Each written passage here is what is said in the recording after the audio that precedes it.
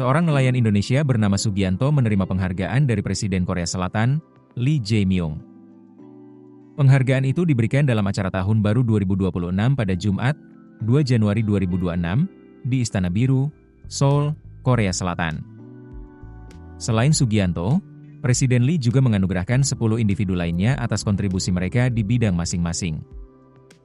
Dikutip dari Korea Jungang Daily, penghargaan untuk Sugianto diberikan usai menyelamatkan 7 lansia saat kebakaran hutan di Yeongdeok, Gyeongsang Utara pada Maret 2025. Legenda e-sports dan juara dunia League of Legends, Lee Sang-hyuk yang lebih dikenal sebagai Faker, menerima medali Cheongnyong, penghargaan olahraga tertinggi negara.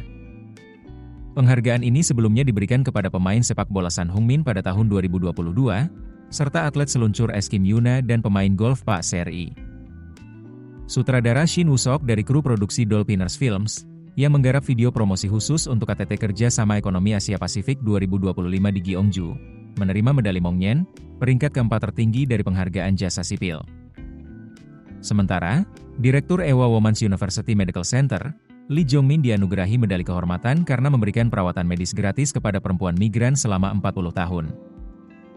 Kim Ui-jung, seorang pejabat di Kementerian Perdagangan, Industri, dan Sumber Daya yang diakui karena memajukan pembicaraan perdagangan Korea AS, turut menerima medali jasa. Mendiang Uskup Emeritus Rene Dupont dari Keuskupan Katolik Roma Andong, menerima medali Moran, peringkat tertinggi kedua dari Orde Jasa Sipil. Pendiri dan Presiden Vision Care, Kim Dong-hae dianugerahi medali Seongnyu, peringkat tertinggi kelima dari Orde Jasa Sipil. Seorang inspektur di penjaga pantai Uljin, Kim Hae turut menerima Orde Jasa Okjo, peringkat tertinggi kelima dan seorang petugas pemadam kebakaran di Gyeongju, Jin Junho menerima medali jasa. Berikutnya yang menerima penghargaan presiden adalah Jang Jin-moon, seorang inspektur di Badan Kepolisian Metropolitan Daejeon, dan Kim Hyun-mok, seorang pejabat di Kementerian Kebudayaan, Olahraga, dan Pariwisata. Dalam kesempatan itu juga, Presiden Lee juga menekankan persatuan nasional dan pertumbuhan inklusif sebagai hal penting bagi masa depan. Menurutnya, strategi pertumbuhan yang berpusat pada wilayah, perusahaan, atau kelas sosial tertentu memang telah mendorong era perkembangan pesat Korea di masa lalu. Ia berpendapat, realitas saat ini yang ditandai dengan konsentrasi sumber daya dan akses yang tidak merata terhadap peluang, membutuhkan perubahan yang berani. Menurut Lee, hasil pertumbuhan ekonomi harus mengalir ke usaha kecil dan menengah, serta perusahaan rintisan, dan menghasilkan peningkatan nyata dalam kehidupan sehari-hari semua orang.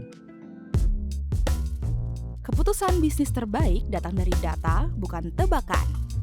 Mudah berlangganan Business Insight dengan subscribe with Google.